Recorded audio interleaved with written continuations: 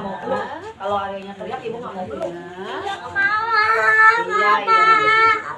Iya, Ini keke yang Iya. kemana Sudah aja udah pakai sudah. Mama. Mamanya ikut Ada. gitu. Mama.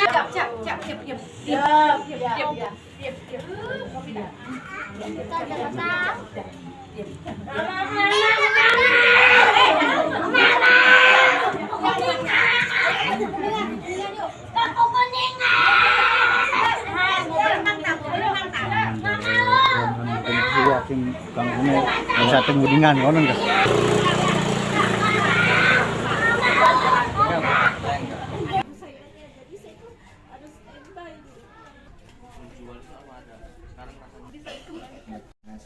Berbagai macam penanganan lah kurang lebih gitu.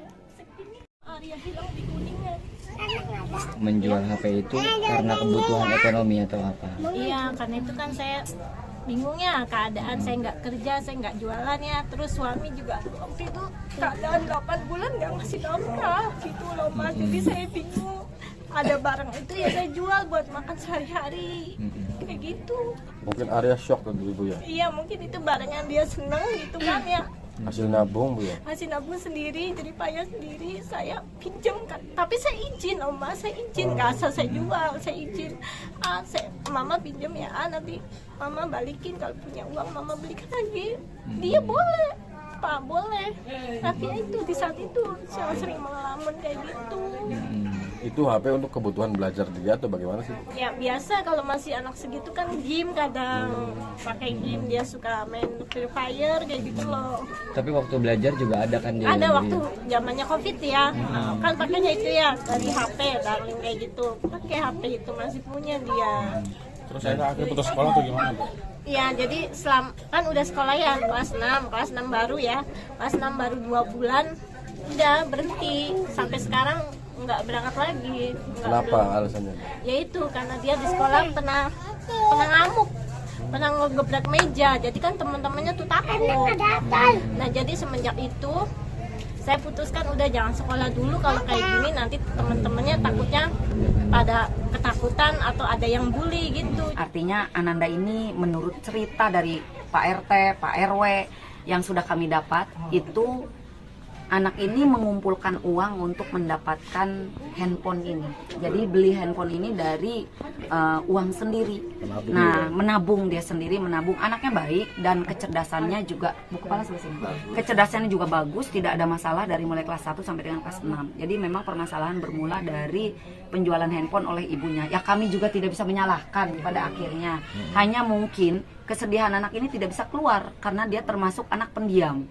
Jadi pulang ke rumah handphone sudah tidak ada, dalam keadaan sudah dijual. Dimintai izin atau tidak, anak ke orang tua pasti tetap sayang. Tapi mungkin hatinya tidak nerima. Nah, kemudian kami bicarakan dengan tim, sebetulnya apa status anak ini. Yang pertama yang kami temukan adalah kartu Indonesia Pintar dalam keadaan ada. PIP diberikan, Dinsos memberikan PKH. Ya, betul ya Pak RW? PKH diberikan, kemudian juga dari kelurahan juga ada swadaya memberikan bantuan.